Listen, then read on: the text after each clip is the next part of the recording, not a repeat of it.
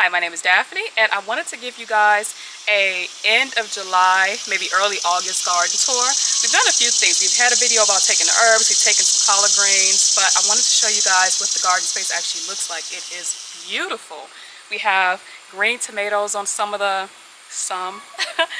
tomato plants. I'm not exactly sure what's going on with this side of the trellis. I think it might actually just be the shade. There's too much shade to be successful with tomatoes, but we'll see. We're not at the end of the season yet. But we do have some tomatoes. We did have a bunch of herbs. I can't actually take them and wash them today because the humidity level is at about 80%. And they won't dry properly. If they dry at all, they probably will mildew or just turn black. It just gets gross when the humidity level is above 60%. And you have to wash these things. So like, I have to take them when the rains passes by. But in any case, I wanted to show you guys what the garden looks like. We have honey nut squash and butternut squash coming up. We have green tomatoes. The actual collard greens look amazing. We have summer squash coming in, and we have our eggplant, which are almost ready to harvest. We also have some carrots, which are doing amazing.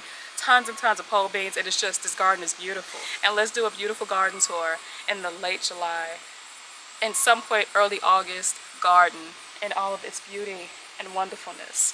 So let's go. Alright, so first on the stop, I wanted to show you guys the carrots. Now I know it's hard to see with this fence line in the way, and I kind of think next year I'm going to make this into like a door similar to the asparagus patch, where I can just kind of swing this open. It will be a lot easier. Now we have some roots growing in. There's one right there. There's a huge one coming in right there. And I have been pulling some of the smaller ones as mentioned, so this one here will probably be pulled to make room for the other ones. Look at that.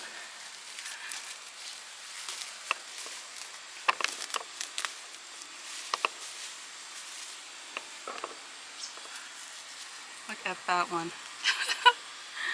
The shape of that one, but look how straight those roots are. This is crazy. Being able to grow carrots in your own backyard, and they are going to be amazing. I know it. In the fall. And look at our pole bean trellis. I literally come out here and pull them as needed, but as the temperatures have gone off, the temperatures have gotten hotter, we've actually had more pole beans. So now I have way more pole beans than I can actually pull for one dinner harvest. So these all will be coming off this trellis probably tomorrow morning, and then we will be freezing these. Now there are two varieties in this same garden bed, just because like I mentioned, as I mentioned within a few videos, I actually forgot to take a lot of these seeds down. They dried up over the winter, and I just let them fall down and like actually just repopulate themselves. So they are healthy, but some of these are striped and some of them are bare. So that one's bare and this one's striped, kind of like a dragon tongue bush bean, but they're all pole beans. They all cook the same, they all cook up green, so. And I haven't noticed the taste difference. But look at that. Now, if I were more diligent, I would have actually manually just pushed these all the way over so that they don't bunch up over here. But it is incredible. And it's always covered with honeybees. Look at this. And the flowers are absolutely beautiful. We do have our fig tree here, which has no fruit on it. And the problem with this fig is that by the time it does, oh, that's a lantern. I think that's a lantern bug there. I don't think it poses any threat to this fig tree. I hope it doesn't. Look at that. I don't know if I should smush her or just like let the birds get it. Anyway, back to this fall plant. I don't actually see any fruit on her right now. By the time she does get fruit, we don't have enough time for it to like properly like set, so I'm not exactly sure, or properly ripen, and it's been a couple of years now we've had the same issue. It's a very healthy plant, but I don't even remember what type of fig this is. I know it's not a Chicago hardy fig, and maybe that would be the difference. If I got a fig that's actually more conclusive for colder climates, it probably will produce fruit faster, to give it enough time to ripen, because right now I've never actually successfully gotten a ripened fruit from this thing, but it's healthy. I'm actually considering just cutting it down and putting something else here. But I won't do that because it is absolutely beautiful. They are finally starting to open up. Finally. This one has multiple heads coming out. It's beautiful. The only red sunflower in the backyard.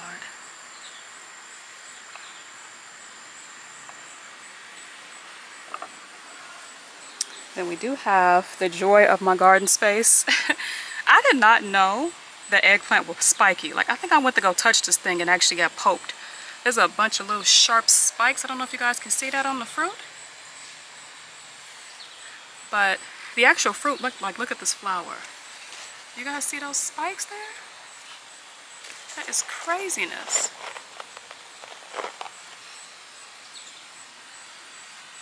But we do have some fruit here. Look at that. I'm not exactly sure when they're supposed to be done. It's still relatively firm, but we do have 3. There's another one back there as well. It's 3 beautiful fruit. And I do feel like maybe a few more coming. I don't know if these flowers were actually pollinated though. They look like they're drying up. But oh my God, just beautiful. It's the best thing in the garden space for me right now. It's the first time I've ever grown eggplant. I know that it's best to take them when they're young. I'm just not exactly sure when we should be harvesting them. So if anyone knows when you should harvest eggplant, let me know. Are these done? I know it depends on the variety. I think these were just the standard variety eggplant. So I don't know. It's also, what I'm going to do is I was going to allow for this to, oh look. I did read an article online that said that like cabbage will regrow itself. It'll be like much smaller heads. But I was contemplating just like cutting this whole thing out, dumping the soil, and then just replanting a new cabbage. But if it is going to grow back, I'm curious about what that would look like. I might just leave it. If all of this mint that needs to be cut down. We have a tiny little cabbage here, which is holy, but it's trying to grow ahead here. And a beautiful little cabbage here, which actually probably is ready, even though the head is really small.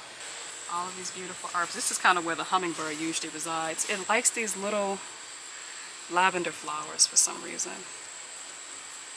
Oops. Oh, it smells. That smell is heavenly. These flowers here.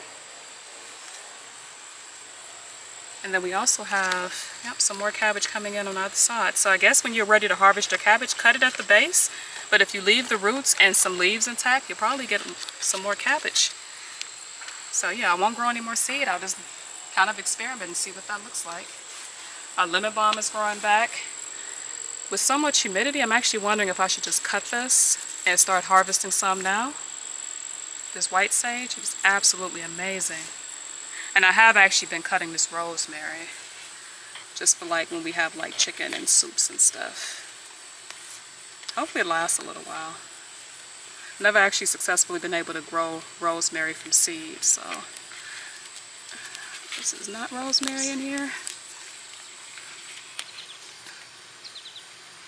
Beautiful. We do have the remainder of our collard greens. I did do a heavy prune on this, but we do still have them very successful coming back. And I did stake them up. I just didn't want them leaning over into like the ground area because they get kind of mucky that way. But they've been doing an excellent job. We do have some of the seeds that I planted before slowly growing in since they have the light. I don't really know if that one's going to make it. We lost the one I put back there. But this one's growing strong. I think it might be a mustard green. We still can actually come out here and do another harvest of these greens. I didn't want to take too many, but I mean this leaf alone, like look at this. Definitely can come out here and take that. So we might actually be able to get another full harvest out of these. And then I might leave them alone. I'm going to have to spray them down with some BT after the humidity and the rains pass. But I can probably leave these alone and let them go into the fall. And then just do a massive harvest and like chop down. And then we're literally just going to drop a whole bunch of leaves on this bed and let it rest. Maybe some bone meal as well. And just let it rest. But look how gorgeous. Actually, I think this might have been, yep, another mustard green back there. Look how beautiful this bed is. This raised area, I was going to water this bed, but I actually think we have rain coming. So I'm going to hold off on that. But if I can get back here and I get stung by anything or run into any spiders, I wanted you guys to see the squash we have back here. We have some healthy spider webs, but look, Look at that one. Isn't she gorgeous? And then we have that big white one back there, which I do need to actually put some cardboard underneath it, so I will do that. But the vines that grow back here, they're just so healthy. So even though it's kind of an inconvenience because I can't walk back here, I think I might actually let them do that. Or maybe even just plop a seed back here and just let it grow. I don't know. That's for future though. It's the future.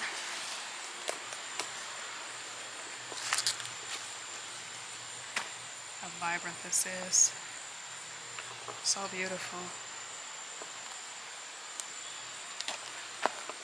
We do have our little vine that cut over here. This little fruit. And our tomatoes down this row. Like I said, for some reason over here we do have some tomatoes, but this one just, it's not as productive as the tomatoes on this tomato plants on the other side. I'm not exactly sure why that is, outside of the fact that it could literally just be the shade. But we do have some little tomatoes on this one. On these three plants, I mean, the watering is sufficient enough.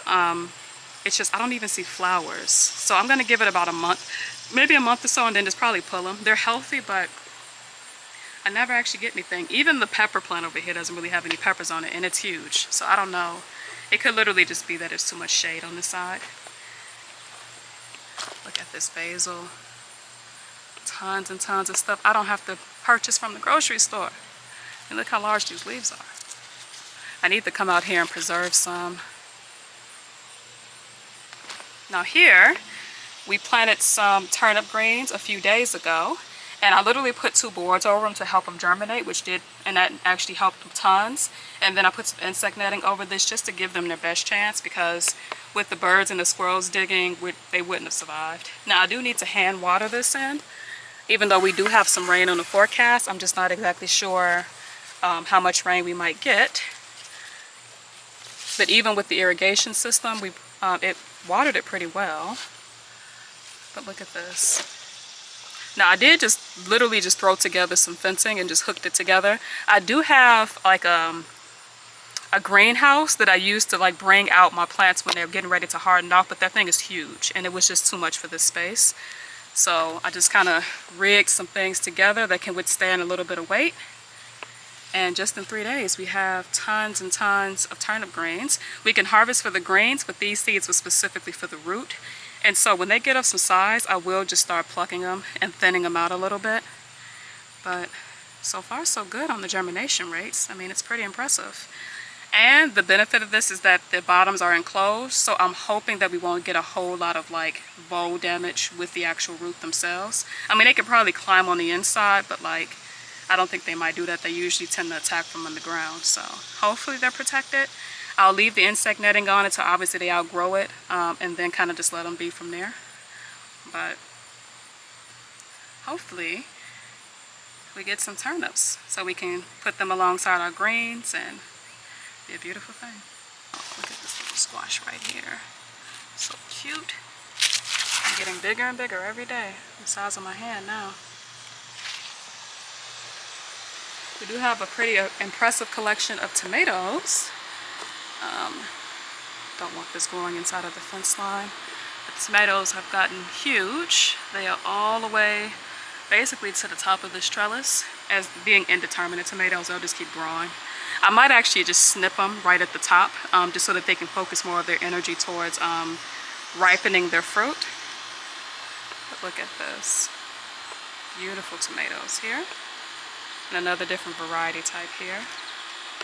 So I can't actually save seeds from these plants because I know that they've cross-pollinated, but it's okay. Oh wow, this is what I mean by having a healthy bird population. Do you see? This was a lanternwing. A lanternfly here with the wings, completely decapitated. And I don't know what this type of insect was here. Maybe a lantern as well, but there's a little ant trying to bring it to its nest, but something destroyed it. So yeah, I do have a healthy population of birds in the backyard. Like literally, if you give them water, and they do have an abundant food source. I don't typically get tomato hornworms or anything else. They do a really good job at getting the bugs off, and then the wasps back here do a pretty good job of getting like the tinier insects off, and yeah, we have a pretty healthy ecosystem back here. This plant I don't want growing up if I can help it. Oh, there's a little fruit right there. I would like the squash to actually grow down so that they can root.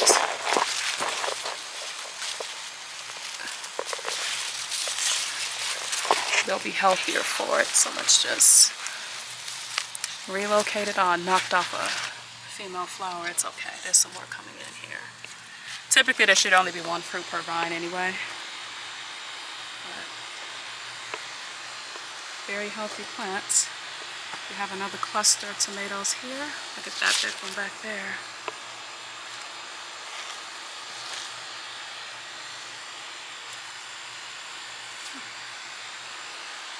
I do need to come out here with some stakes and maybe just pin them up, but I do think in a few weeks I will be trimming these plants down. I typically do that every year. This basil here, been coming out here and trimming it off. I literally just throw some of it on the ground as a scent deterrent as well.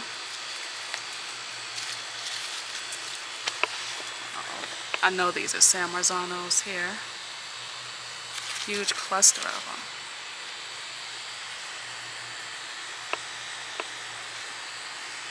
Look at that. We have our peppers doing amazing. I keep saying I'm gonna come out here and push them towards the fence line. I definitely need to do that. Look at that. Look how huge these are. These are all cayenne here.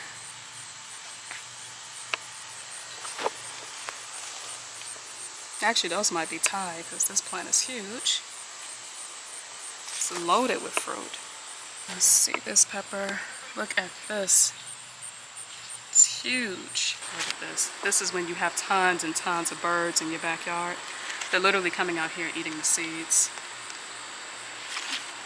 But they do leave us with some flowers at least to enjoy. And look how beautiful she is. That color. There's some red ones back here too. How beautiful.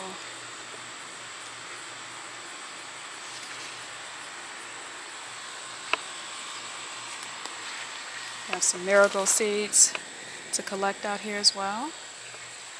Now in the sea of nasturtiums, and there's literally a sea of these mofos, we do have some little tiny okra coming in. You guys see that? And on this plant here, we actually do have an okra that's ready. It needs to be harvested today. So 2 okra plants that are actually right on time. Another one that is slowly starting to catch up, but we do have an okra bloom here. And one little tiny one which I hope makes it. Hopefully it makes it.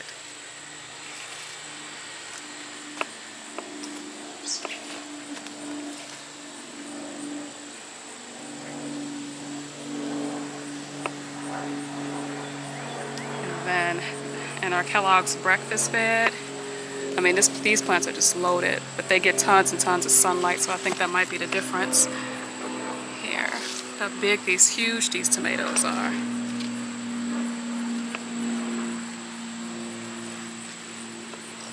Every single plant just loaded with tomatoes here.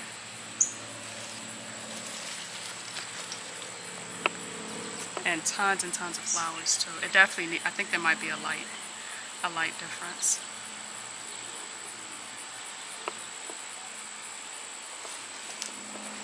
Look at this. Beautiful little bush of basil. And look at this one. How huge this thing is.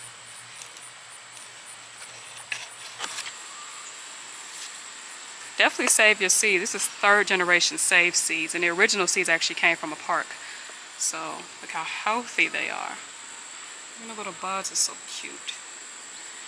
And we still have tons even though the birds are getting us. But what I'm going to do is actually take this one and put a paper bag around it so that I can save some seed, or I won't get any seeds. Like they'll be completely void of seeds. Maybe this one. one of these, I actually just put a bag around it so I can get some of the seeds off. But in the midst of this, we do have a squash. You see that? Which is probably harvestable. There we go. Not the best thing ever, but look at that. Should have picked this one yesterday. It's beautiful custard squash. Like I said, I'm not probably going to grow this variety anymore. I actually think that the patty pan squash, the white ones, are actually a little more hardy. But it is cute to try new seeds and new things, so. Alright, thank you guys so much for watching. This garden has been beautiful. It has been a wonderful source of life for me. If ever I'm just feeling a little wonky or just a little sad or a little blue, because it happens, you know, I just come out here and just sit amongst what I've created, you know, and I'm just in awe of like how this stuff has taken off. Even though I had to start these plants 4 to 5 times in the house, I was about to give up. I'm so glad I did not, because we have a beautiful garden space that is full of fruit and produce and just, I mean, actual basil that I can literally just come out here and pick. I can actually just come out here and pick pole beans when I need something to go with dinner. I can actually just come out here and just like grab a green tomato for fried green tomatoes, or come out here and pick some peppers. Like collard greens, I can actually just cook those up really quick. Like, it has been amazing to just walk out here into this food forest and just be in awe. And I'm thankful to be able to share that with you guys as well. So in any case, thank you guys so much for watching, and you have a great and wonderful day. Peace.